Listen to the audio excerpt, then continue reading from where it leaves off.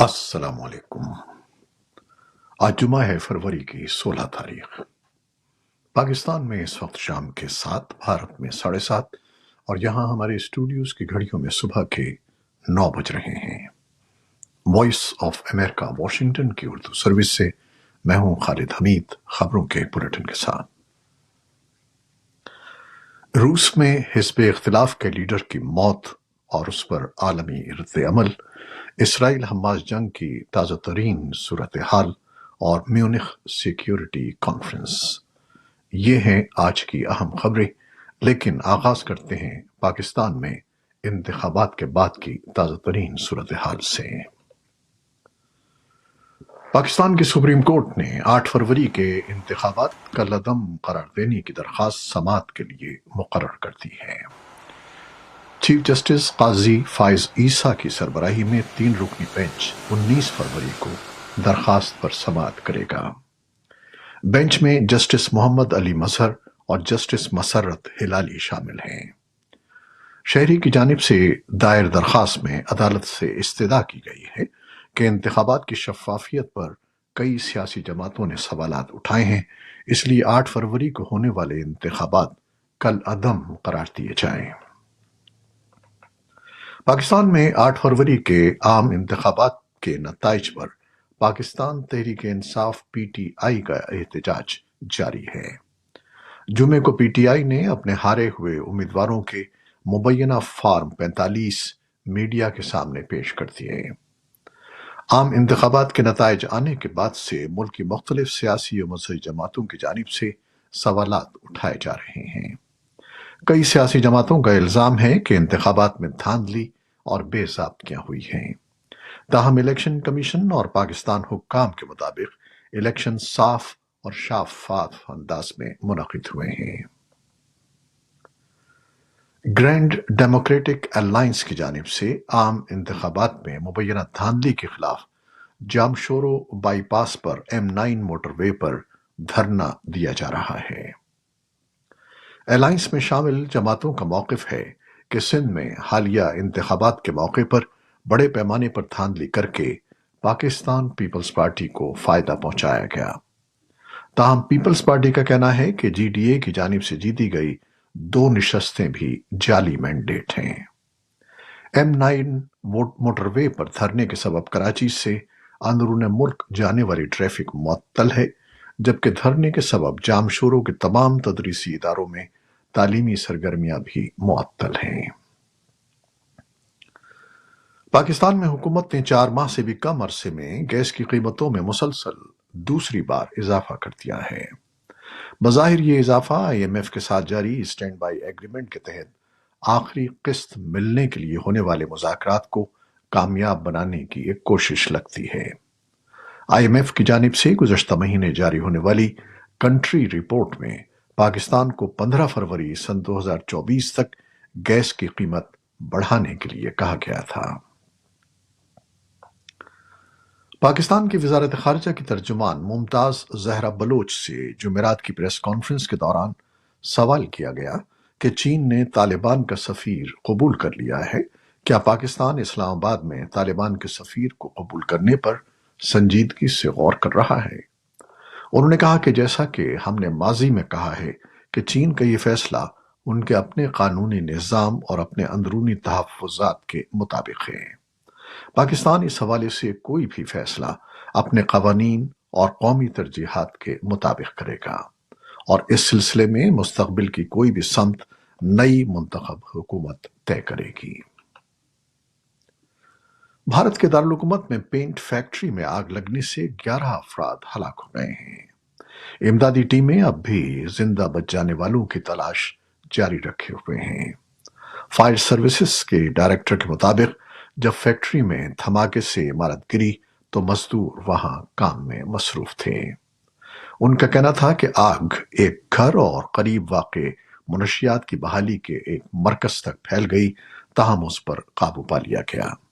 آگ لگنے کی وجہ کا تعین کیا جا رہا ہے۔ بھارتی سپریم کورٹ کی جانب سے سیاسی جماعتوں کی فنڈنگ کے لیے مودی حکومت کی متنازعہ اسکیم الیکٹرل بانڈز کو غیر قانونی قرار دے کر اس پر پابندی عائد کیے جانے کے بعد بھارت میں یہ بحث تیز ہو گئی ہے کہ کیا اس فیصلے کا سیاسی جماعتوں، بالخصوص حکمراں بی جے پی اور اپوزیشن کانگریس کی انتخابی مہم پر کوئی اثر پڑے گا۔ پارلیمانی انتخابات مارچ سے مئی کے درمیان ہونے والے ہیں۔ اپوزیشن جماعتوں کا کہنا ہے کہ سپریم کورٹ کا یہ فیصلہ بی جے پی کے لیے ایک دھچکا ہے اور اس کی انتخابی مہم پر اس کا اثر پڑے گا، جبکہ بی جے پی کا دعویٰ ہے کہ اس فیصلے کا اس کی انتخابی مہم پر کوئی اثر نہیں پڑے گا۔ بھارت میں کسانوں کا احتجاج چوتھے روز میں داخل ہو گیا ہے۔ کسانوں نے نئی دہلی تک مارچ کو اس وقت تک ملتوی کر دیا ہے جب تک کہ یونینز حکومتی وزراء کے ساتھ اتوار کو طے شدہ بات چیت کا دوسرا دور ختم نہیں کر لیتیں۔ ہزاروں کسانوں نے اس ہفتے کے شروع میں دہلی چلو مارچ کا آغاز کیا تھا تاکہ حکومت پر فصلوں کی پیداوار کی کم از کم قیمت مقرر کرنے کے لیے دباؤ ڈالا جا سکے، لیکن انہیں دارالحکومت سے تقریباً 200 کلومیٹر دور سیکیورٹی فورسز نے روک دیا۔ روس کی وفاقی تعزیراتی سروس نے ایک بیان میں کہا ہے کہ روس کے حزب اختلاف کے رہنما الیکسی ناوالنی جمعے کو آرکٹک جیل کالونی میں انتقال کر گئے، جہاں وہ 19 سال قید کی سزا کاٹ رہے تھے۔ چہل قدمی کے بعد ناوالنی کی طبیعت کچھ خراب محسوس ہوئی اور وہ بے ہوشی محسوس کرنے لگے۔ طبی عملہ فوری طور پر پہنچا اور ایک ایمبولینس ٹیم کو بلایا گیا، لیکن ان کی تمام کوششیں ناکام ثابت ہوئیں۔ پیرامیڈکس نے الیکسی کی موت کی تصدیق کی ہے، تاہم وجوہات کا پتہ لگایا جا رہا ہے۔ ان کی ٹیم کی جانب سے ناوالنی کی موت کی فوری طور پر کوئی تصدیق نہیں ہو سکی، تاہم عالمی سطح پر سخت رد عمل ظاہر کیا جا رہا ہے۔ اسرائیلی فوج نے کہا ہے کہ اس کے فوجیوں نے غزہ کے ایک ہسپتال پر چھاپے کے دوران ان 20 سے زیادہ دہشت گردوں کو حراست میں لے لیا ہے جنہوں نے 7 اکتوبر کو اسرائیل پر حماس کے حملے میں حصہ لیا تھا۔ فوج نے ایک بیان میں کہا ہے کہ فوجیوں نے ہسپتال کے اندر ہتھیار تلاش کیے ہیں اور درجنوں دہشت گرد مشتبہ افراد کو گرفتار کیا ہے، جن میں 20 سے زیادہ لوگ بھی شامل ہیں جنہوں نے 7 اکتوبر کے حملے میں حصہ لیا تھا۔ دوسری جانب غزہ میں حماس کے زیر انتظام وزارت صحت نے کہا کہ جنگ سے متاثرہ فلسطینی علاقے کے جس ہسپتال پر اسرائیل نے چھاپا مارا تھا، وہاں آکسیجن کی کمی کی وجہ سے 4 مریض جمعے کو جاں بحق ہو گئے۔ وزارت نے بیان میں کہا کہ ہم مریضوں اور عملے کی زندگیوں کو لاحق خطرے کے لیے اسرائیلی فوج کو ذمہ دار سمجھتے ہیں، کیونکہ یہ کمپلیکس اب مکمل طور پر انہی کی کنٹرول میں ہے۔ دنیا بھر سے فوجی افسران اور سفارتکار جمعے کو میونخ میں سیکیورٹی کانفرنس کے لیے جمع ہیں۔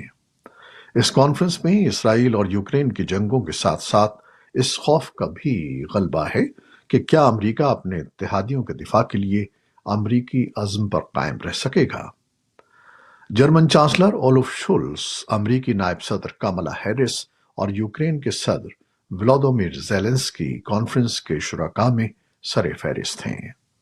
اسرائیل کے صدر اسحاق ہرزوگ اور فلسطینی وزیر اعظم محمد شاتیہ بھی شرکت کر رہے ہیں۔ کانفرنس جمعے کو شروع ہو رہی ہے اور اتوار تک جاری رہے گی۔ جرمن چانسلر اولف شولز اور یوکرین کے صدر ولادیمیر زیلنسکی نے جمعے کے روز جرمن دارالحکومت میں ایک تقریب میں سیکیورٹی معاہدے پر دستخط کر دیے ہیں۔ جرمن وزارت دفاع نے کہا ہے کہ جرمنی اور یوکرین کے درمیان طے پانے والے سیکیورٹی معاہدے کے ایک حصے کے طور پر برلن نے 1.13 بلین یورو یعنی $1.22 بلین مالیت کا مزید فوجی امدادی پیکج بھی تیار کیا ہے۔ نیٹو کے دفاعی سربراہان نے جمعرات کو برسلز میں ملاقات کی، جس میں اس بات پر تبادلہ خیال کیا گیا کہ تقریباً 2 سال قبل شروع ہونے والے روسی حملے کے خلاف جنگ میں یوکرین کی حمایت کو کیسے برقرار رکھا جائے۔ نیٹو کے سیکریٹری جنرل یانس اسٹالٹنبرگ نے جمعرات کو کہا کہ اتحادیوں کو اپنی دفاعی پیداوار میں اضافہ کرنے کی ضرورت ہے، کیونکہ یوکرین کو اسلحہ، رسد اور گولہ باری کی ضرورت ہے۔